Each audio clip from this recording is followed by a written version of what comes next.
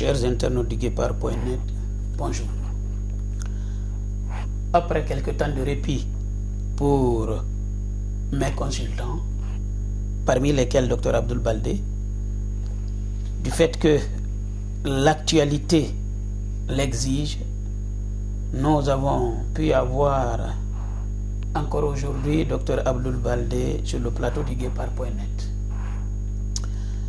Nous allons parler de la violence actuelle qui s'abat sur la population civile qui manifeste en Guinée, parler des militaires qui ont été arrêtés, du recensement et les législatives projetées, mais aussi le président Alpha Condé vient de dire qu'il ne laisserait pas la Guinée entre les mains des bandits, comme si il lui appartenait de désigner son successeur.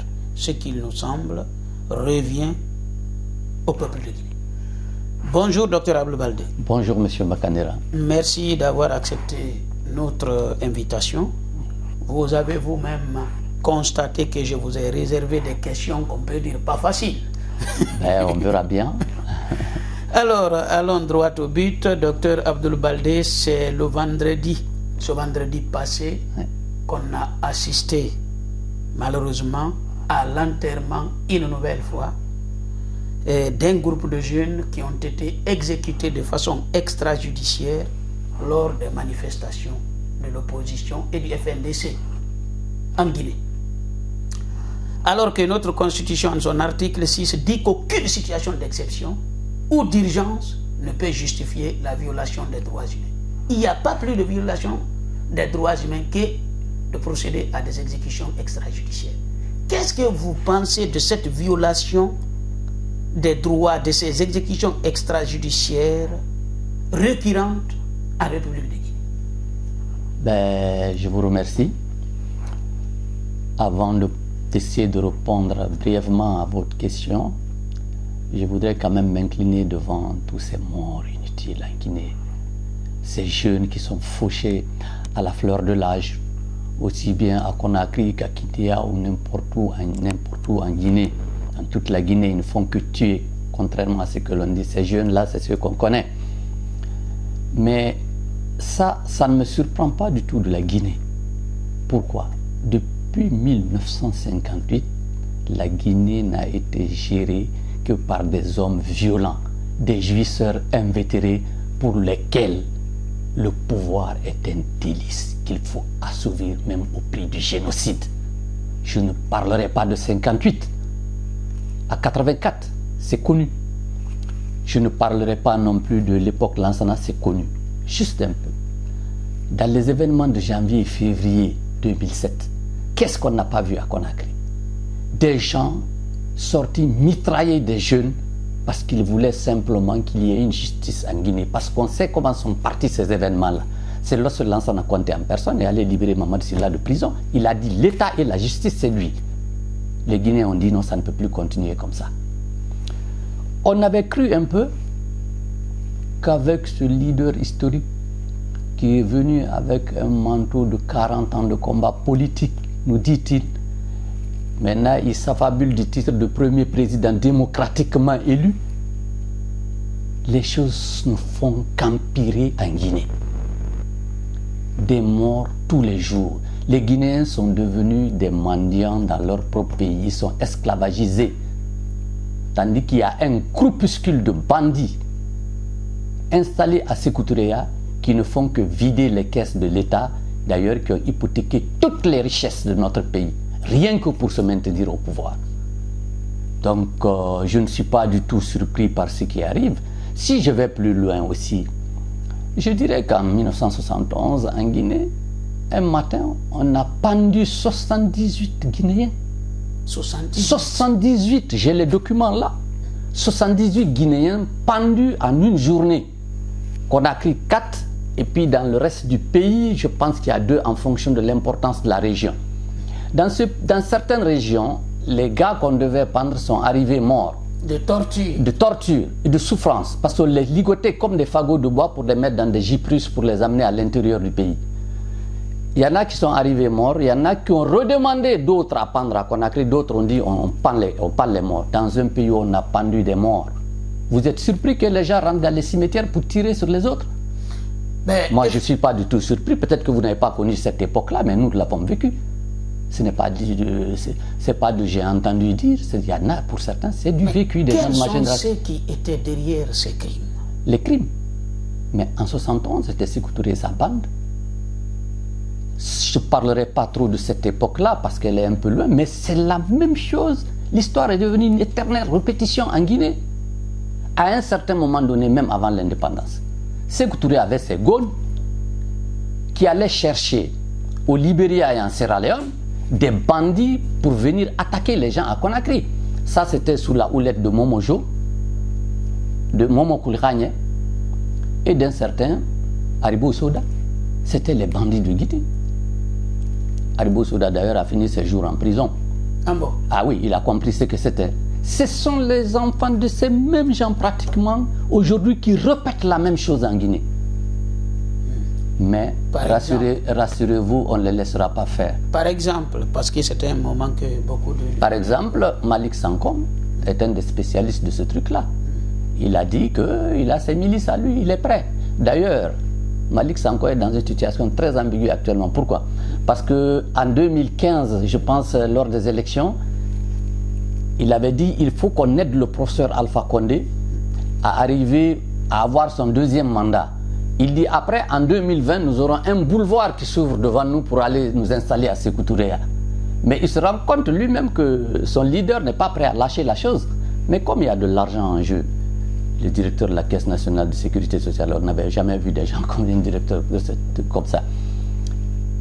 Qu'est-ce qu'ils font maintenant? Ils volent l'argent, ils viennent le placer à l'extérieur, ils achètent des maisons pour mettre femmes et enfants à l'abri. C'est pour cela que j'ai dit, nous les traquerons jusque dans leur dernier retranchement. Mais traquer les gens ne veut pas dire aller rentrer chez eux, frapper. Non, nous sommes dans un état de droit ici. Nous irons manifester dans leur département. Nous l'avons fait au Mans et nous le ferons bientôt à Deuil-la-Barre. Mais je précise bien que nous n'allons pas... C'est pour avertir simplement les voisins. Voilà l'homme qui est votre voisin, voilà ce qu'il fait. Ça, je parle de Baïdi Haribo maintenant. C'est le gouverneur d'une banque centrale, mais qui est en même temps un milicien d'Alpha Condé. Il fait partie des gens qui sont allés kidnapper nos frères du FNDC à Conakry. Mais nous avons ces captures d'écran, là où il demande aux gens de sortir s'ils ont des hommes, nous les avons conservés. Voilà, il avait même fait des mises à prix 10 millions pour celui qui montrerait des manifestants que lui recherchait. Ce qui veut dire que toute arrestation hors cadre juridique est considérée par la loi comme étant un enlèvement. L'emprisonnement qui en suit est une séquestration violemment réprimée par les normes guinéennes comme les conventions internationales. Voilà, c'est ce que j'ai dit, c'est un kidnapping.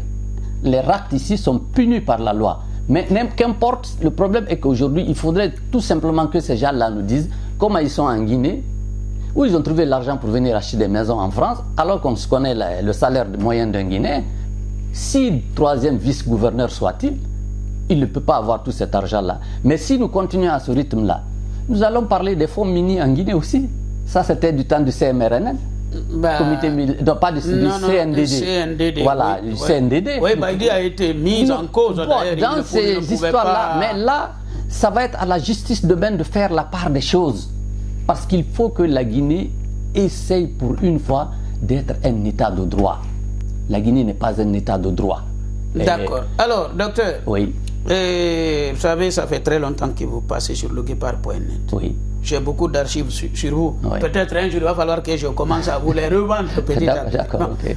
Je me rappelle que vous aviez vous avez fait des mises en garde à l'armée guinéenne à 2 reprises, 2 émissions différentes, distantes d'environ 1 an. Oui. Vous avez dit que s'ils restent inertes, ils se feront arrêter groupe par groupe, avant qu'ils ne se rendent compte que ça sera trop tard pour eux. Et là, vous avez donné des exemples sous la Première République. Aujourd'hui, avec des preuves, on assiste à des arrestations de militaires par groupe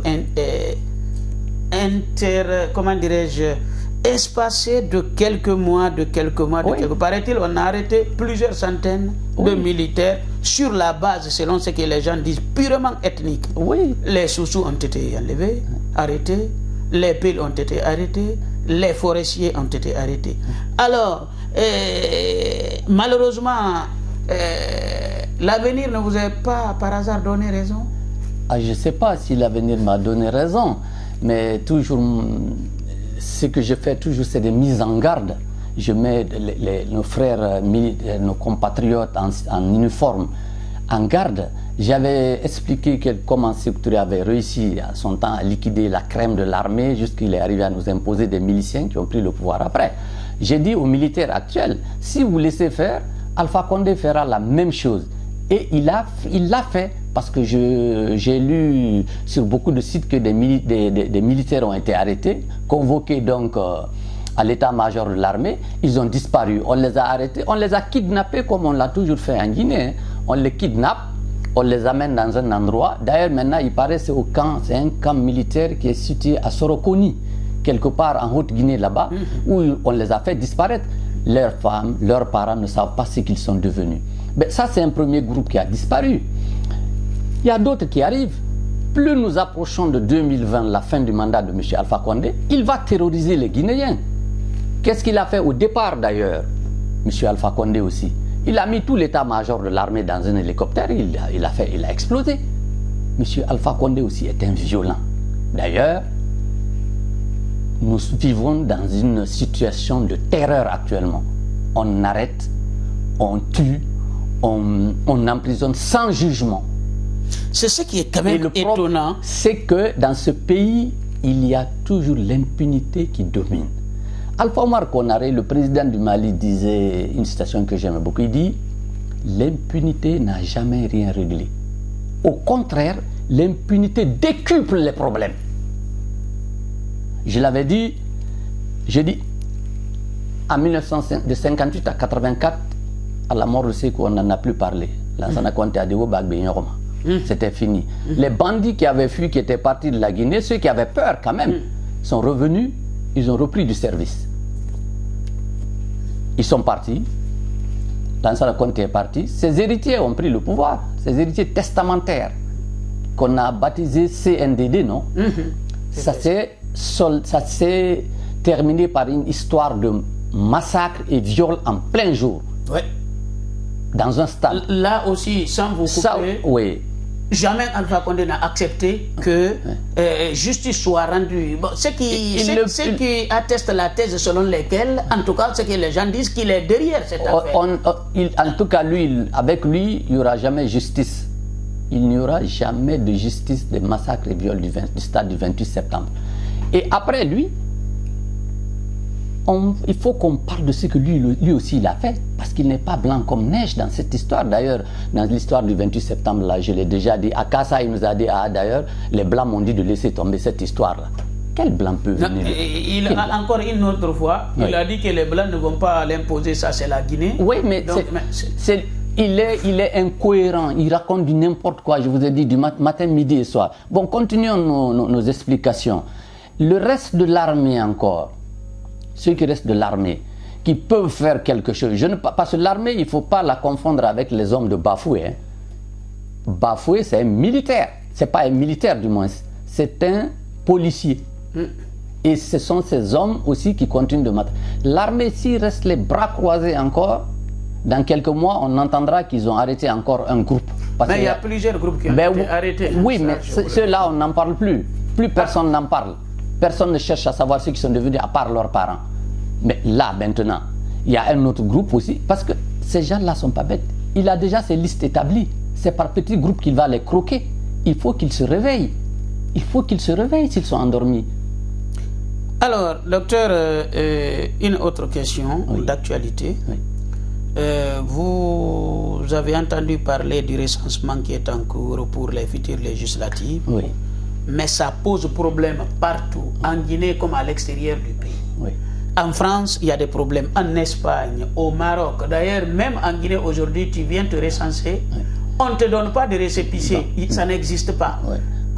Mais on vous dit, non, quand vos cartes viendront, oui, nous allons vous les remettre. Mais comment, si tu n'as pas ta carte, comment tu vas revendiquer ta carte? Tu n'as pas de preuve que tu t'es... Oui, non, mais tout ça, moi, tout ça, je pense... Alors, que pensez-vous de ce recensement, les législatives? L'opposition, doit-il participer à ça ou pas? Oui, d'accord. Moi, je vais revenir un peu sur tout ça. Et la Guinée n'est pas un État de droit, la Guinée n'est pas un État de démocratie. Monsieur Alpha Condé, même on sait dans quelles conditions il s'est prétendu élu. Même le général qui a assuré la transition a dit normalement au deuxième tour de l'élection présidentielle de 2010, c'était Sidia et Selou. Mais que la communauté internationale est venue lui dire que c'était Alpha qui devait arriver au deuxième tour. Donc leur homme était préparé pour prendre le pouvoir en Guinée. Donc en Guinée, il n'y a jamais eu d'élection libre, équitable et transparente. La Guinée n'est pas un État de droit. En 2010, donc, il est arrivé. En 2015, il était dans le concept de la démocratie apaisée de ceux qui l'ont imposée. On ne peut pas organiser des élections pour les perdre. Il a fait son coup KO. D'ailleurs, à l'époque, même Malik Sankon était un peu surpris parce que Malik Sankon avait dit oui, on va l'accompagner pour 2015 du moins. Après, il va certainement ouvrir un boulevard pour nous, pour Sékou-Touré. Nous avons un boulevard qui s'ouvre devant nous, mais le boulevard devient de plus en plus rétréci parce que Malik Sankon, même aujourd'hui, il se bat pour sa propre survie. Parce que les Guinéens ont dit pas de troisième mandat. M. Alpha Condé est futé. Hein. Il dit bon. Donc il a kidnappé le comité là du FNDC de Conakry. Les Sano, les Billes de Sam et tout ça, il les a mis en prison. C'était des otages. Quand les gens sont sortis pour manifester, évidemment, ils vont demander la libération des membres du FNDC. Il dit, bon, libérez-les. Parce que moi, je ne crois pas que ce soit le juge là qui a décidé ça comme ça. Absolument pas. C'est pas ça la justice. Cela n'enlève en rien à la valeur des avocats qui ont défendu. Il ne faut pas mélanger les trucs. Donc, on les a libérés. Et maintenant, il dit, oui, il faut maintenant qu'on recense les gens pour aller à une élection dont il a donné la date en catimini là pour dire non, nous ne pouvons aller à des élections dans ces conditions. Tout est biaisé dans ces élections. On fait des recensements ailleurs, on ne les fait pas ailleurs, dans d'autres régions de la Guinée. Les machines ne fonctionnent pas dans certaines régions. Il y a trop de choses qui font que les Guinéens ne doivent pas accepter, pas les Guinéens, les leaders politiques actuels ne doivent pas accepter d'aller à des élections législatives en février 2020. Sinon, ils se seront fait harakiri tout seuls. Il ne faut pas. Actuellement, ce qui préoccupe le plus les Guinéens, c'est comment sortir de l'ère de M. Alpha Condé. Parce qu'on n'a plus besoin qu'il nous dise oui, j'irai pas. Tout le monde sait qu'il veut y aller. Il a dit s'il y a une constitution qui remet tout à zéro, il y aura troisième mandat. Et il se bat pour son troisième mandat. Ce que je ne comprends pas... Non, attendez, je vais terminer, je vais aller jusque à la fin de mon explication, s'il vous plaît. S'il y a donc une nouvelle constitution, il y aura un troisième mandat. Il ne doit pas y avoir une autre constitution, il ne doit pas y avoir de législative. Le seul problème qui vaille aujourd'hui, c'est le départ de M. Alpha Condé. Il faut le chasser. Parce qu'il a piétiné tout ce qui faisait de lui un président. Il a fait des coups d'État à tout le monde. Il est là maintenant parce qu'il veut mourir au pouvoir, comme on l'a dit. Eh bien, comme l'a dit Ousmane Gawal, il n'a qu'à mourir au pouvoir. On va l'aider à mourir parce qu'on va lui rendre la vie infernale, croyez-moi. Ce n'est pas ces sbires qui se baladent entre Paris et Conakry pour venir cacher l'argent qu'ils ont volé à la Guinée qui peuvent faire peur aux gens. Pas d'élection. M. Alpha Condé doit partir le plus rapidement que possible pour que nous récupérions notre pays. Ces gens-là doivent savoir qu'il y a une fin à tout. Alors, docteur, on ne finira pas sans que je ne vous pose une autre question. Oui. Le président Alpha Condé avait dit à Zéré Koré qu'il ne laissera pas la Guinée entre les mains des bandits. À mon avis, il n'appartient pas au président de la République d'imposer quelqu'un à sa succession. D'abord, quels sont ces bandits-là? Non, mais attendez, reprenez la phrase. Il dit qu'il ne laissera pas la Guinée entre les mains des bandits. Mais la Guinée est déjà entre les mains des bandits. Ah bon? La Guinée est déjà entre les mains de bandits. C'est des mafieux. Ils ont vendu la Guinée, mais nous aurons du mal à nous en remettre de l'ère de M. Alpha Condé. Là. Ils ont vendu la Guinée. Maintenant, ils ne font que prendre l'argent et venir le placer à l'extérieur. Ils ont mis femmes et abris des femmes et enfants à l'abri à l'extérieur. Et ils ne veulent pas qu'on en parle, mais nous en parlerons. Voilà ce que le même M. Alpha Condé disait au siège de son parti, il y a quelque temps. C'était le 24 mars 2019. Je le lis, parce que je n'étais pas tout. Il dit, je suis venu vous dire que je laisse mon manteau de président de côté. Mais il ne faut plus qu'il le remette. Je prends mon manteau de militant, car maintenant je suis prêt à la bataille contre les gens. Soyez prêts à l'affrontement. Maintenant, ce n'est pas le président qui sort, mais c'est le militant. Personne en Guinée ne m'empêchera d'aller devant le peuple pour lui demander ce qu'il veut. Si c'est pour vous marcher sur les pieds, soyez prêts à marcher sur leurs pieds pour qu'ils sachent que vous n'avez peur de rien. Mais monsieur Alpha Condé, nous aussi n'avons peur de rien. D'ailleurs, les démonstrations de force du FNDC actuellement vous le prouvent à suffisance. Nous ne voulons pas de vous. Si vous appelez les gens à l'affrontement, eh bien les Guinéens sont prêts à l'affrontement, ils vous l'ont prouvé. Un président ne parle pas comme ça. Un président ne s'exprime pas comme ça. Excusez-moi, je vais terminer mon explication. Un président ne parle pas comme ça. Monsieur Alpha Condé, même si on le chasse du pouvoir aujourd'hui, c'est un militant qu'on a chassé. Parce que lui-même, il dit qu'il a enlevé son manteau de président, qui était trop ample pour lui d'ailleurs au passage. Alors qu'est-ce que vous voulez qu'on dise? Il n'est plus président. À partir du moment où il a dit ça, il n'est plus président. Alors il n'y a pas de négociation avec M. Alpha Condé. Ils se sont rencontrés dernièrement pour dire qu'ils vont négocier. Ces négociations n'aboutiront jamais. En Guinée, il n'y a que des négociations. D'ailleurs, la communauté internationale commence à venir encore en Guinée. Ibn Chambas est venu. Ibn Chambas, même le Togo l'a refusé pour les négociations. Dans le cas du Togo, il a fallu il n'y a que M. Alpha Condé qui a accepté ce truc-là pour aller parler entre les Togolais. Ibn Chambas ne réglera aucun problème en Guinée. Nous réglerons nos problèmes entre nous. Il paraît que le président du Bénin, Soglo, est venu aussi, il doit venir avec Goodluck Jonathan. Mais avant eux, sous M. Alpha Condé, c'est le président du Nigeria, dont le nom m'échappe là, comment il s'appelle? Ouari. Non, celui qui était avant, le général. Obasanjo. Je pense que c'est Obasanjo, qui était venu en Guinée quand on a massacré les jeunes au pont. Qu'est-ce qu'il en est sorti? Rien. Soglo va venir, il va parler, il va partir, Alpha ne l'écoutera pas.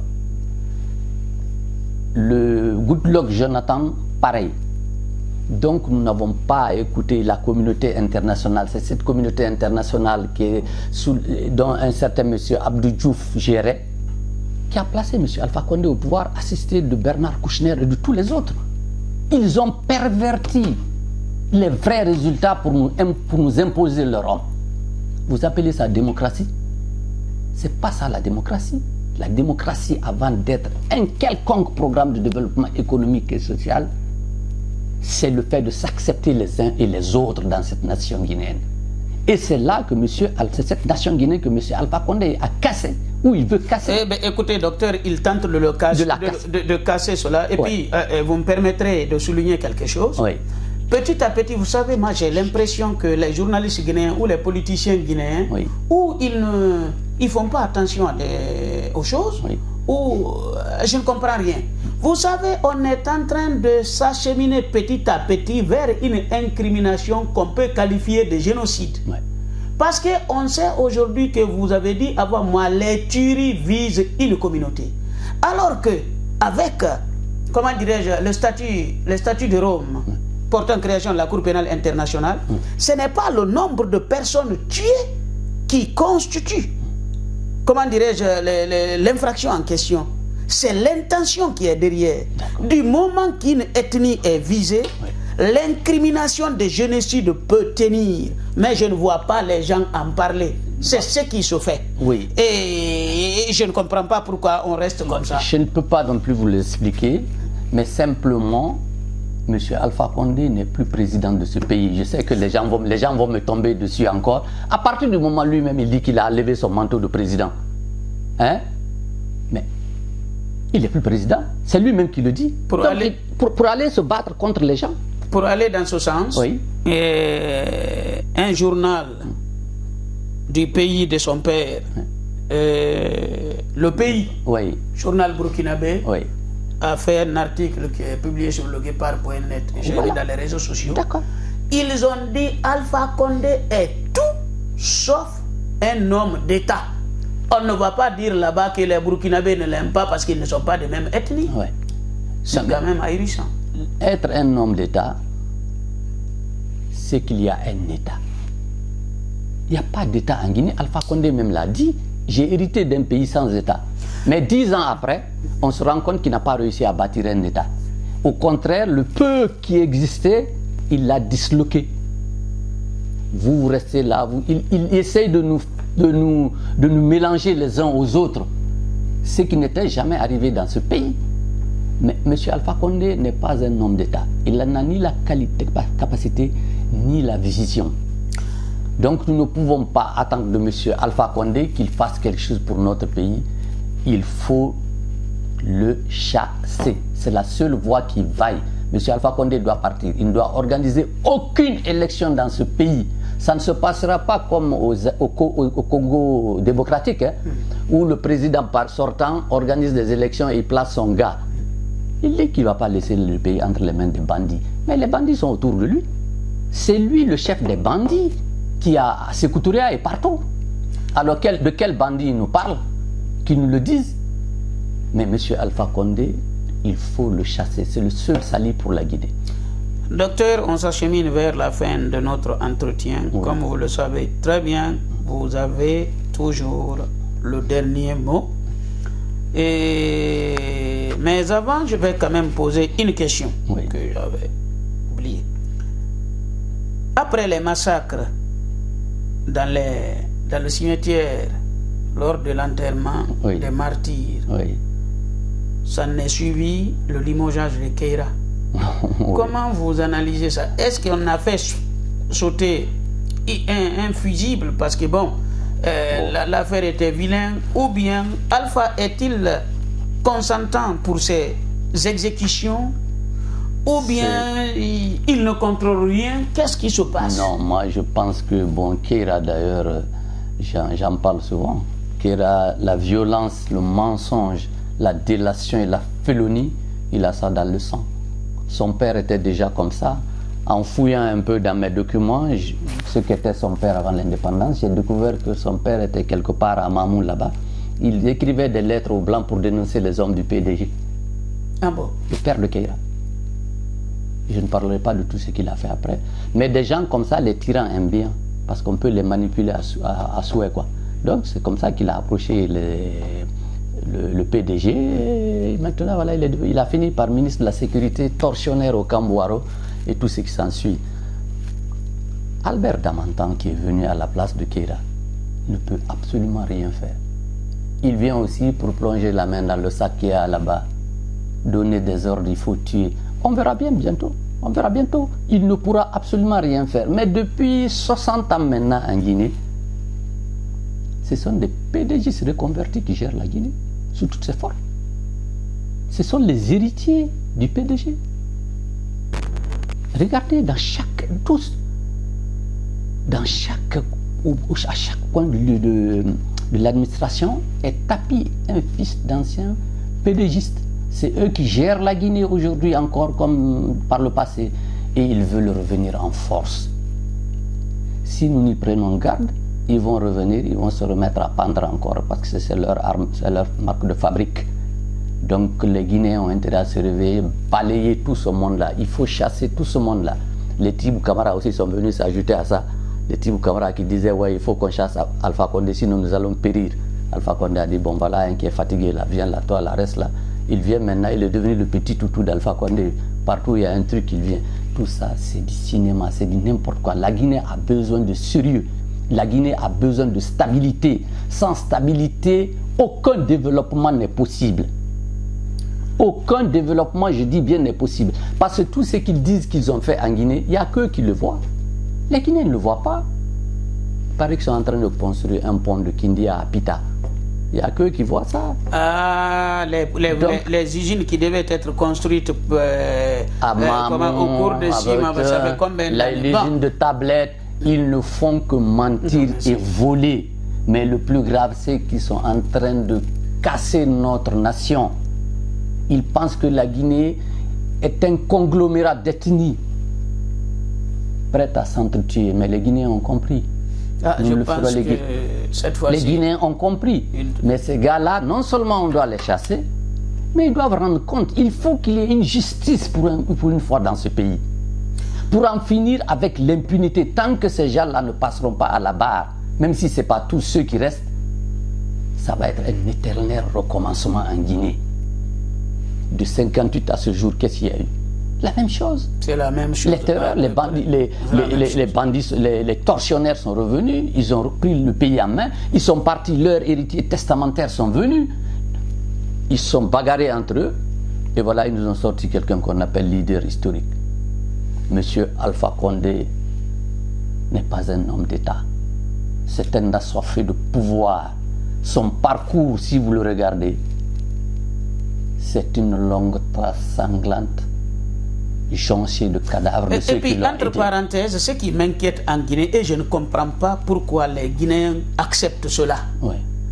Les gens qui sont venus assassiner comment dirais-je, aux frontières guinéennes s'en vantent. On a vu des gens dire: ah, moi, c'est moi qui avais attaqué la Guinée. J'avais attaqué la Guinée, c'est nous qui avons tué telle ou telle personne. Celui pour lequel ils ont attaqué, c'est lui qui est au pouvoir. Oui, mais il faut, à un moment donné, il faut qu'on soit beaucoup plus exigeant. Ça doit partir d'abord, ça doit partir de la volonté, d'une volonté de tous les Guinéens de sortir de ce système-là. On ne peut pas se faire l'apologie de crimes comme ça. Ça reste comme ça. Et puis ce qui m'énerve concernant nos journalistes alimentaires, on dit aux gens: si vous sortez manifester, vous amenez les gens à l'abattoir. Donc ceux qui exercent leurs droits constitutionnels, ce sont eux qui sont fautifs. Oui. Ceux qui les tuent. Oh ben, je vous ai dit que nous sommes gérés par une bande de mafieux. Vous savez, je vais vous dire une chose. Et vous avez connu Al Capone aux États-Unis, vous avez entendu parler. Al Capone, c'était un redoutable mafieux du temps de la prohibition dans les années 36 aux États-Unis.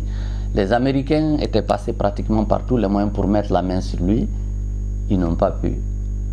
C'est un gars au cours d'une réunion qui a dit: il faut qu'on tape dans le portefeuille.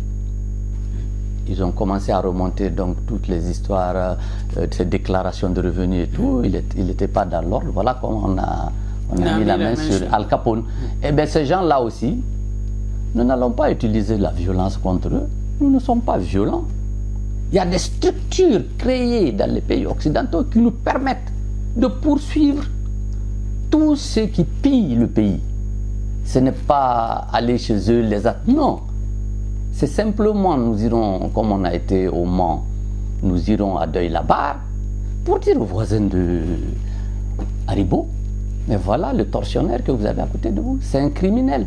Et pourtant, il s'appelle le titre de 3e vice-gouverneur d'une banque. Non. Deuxième ou troisième, je ne sais pas. Nous n'allons pas pour nous battre. Hein. Nous venons juste manifester. Manifester en France est un droit.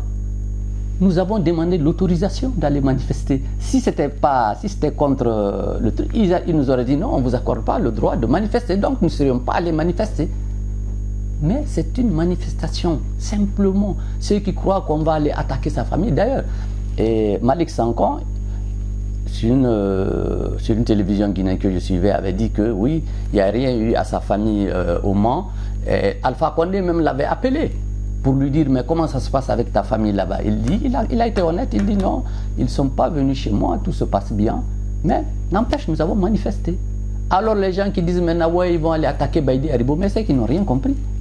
Nous n'allons pas attaquer quelqu'un. Nous allons manifester pour dire aux gens: voilà, c'est un tortionnaire, c'est un criminel. Et après, le collectif pour la lutte contre l'impunité va continuer le travail qu'on a commencé à l'ombre. C'est tout. C'est tout. Alors, docteur, nous avons un peu dépassé le temps imparti. Oui. Votre dernier mot, vous avez le choix de dire aux Guinéens ce que bon vous semble. Ce que bon me semble. Aux Guinéens, tenez bon. Il ne faut pas aller aux élections de février 2020 parce que tout est biaisé déjà. Je vous ai dit que nous sommes dans ce qu'on appelle la démocratie apaisée. C'est un concept qui a été inventé quand on a dit qu'il fallait qu'il y ait la démocratie dans tous les pays. C'était après la conférence de la Baule. La démocratie apaisée, c'est quoi? C'est une trouvaille de certains constitutionnalistes véreux suite à la démocratisation donc, des années 90, basée sur des trucages électoraux, sur fond de crimes crapuleux, pour imposer aux populations leur homme. Monsieur Alpha Condé est l'un de leurs. C'est-à-dire on donne l'impression que ça a une démocratie, alors que c'est pas mais ça. Docteur, excusez-moi de vous couper. Oui. J'ai vu une vidéo Oui. où un Français dénonçait Oui. que c'est en France ici, on bourrait des urnes au nom de leur président qu'ils veulent élire. L'avion militaire amener ça, c'est ce qu'on déverse. C'est-à-dire, on dit aux Africains de voter et ils donnent les résultats. Quand même... mais justement, c'est ça la démocratie apaisée. Après, tu marques les gens s'ils ne veulent pas les résultats. C'est ce qu'on avait trouvé pour les hommes forts de l'époque, les Bongo, les Adema et tout ça, tout ce monde-là. Alpha Condé fait partie de ces rouages-là, hein. Mais actuellement, il est fini parce que même les gens ne veulent pas le voir. Je ne sais pas si vous avez remarqué, aucun d'eux ne veut le soutenir dans son projet de 3e mandat. Parce que les Guinéens sont déterminés. Maintenant, tous les petits lèche-bottes, comme on l'appelle, qui gravitent autour, ceux qui sont visibles et ceux qui ne le sont pas. Parce que croyez-moi, à Sékou Touré et tout autour d'Alpha Condé, il y a des clans rivaux qui se battent. Il y a le clan de Mohamed Diané d'un côté, vous avez le clan comment on appelle, de Kaba, de Kassori, et tout ça là, ces gens-là s'observent en chien de faïence. Mais on verra bien. Docteur Abdoul Baldé, merci beaucoup et je pense que nous vous souhaitons bonne manifestation. Je pense que nous ne tarderons pas à vous faire appel une nouvelle fois pour nous entretenir avec vous. Merci beaucoup et à bientôt. Merci et courage aux Guinéens. Je le dis toujours, le pouvoir quelquefois au bout du fusil.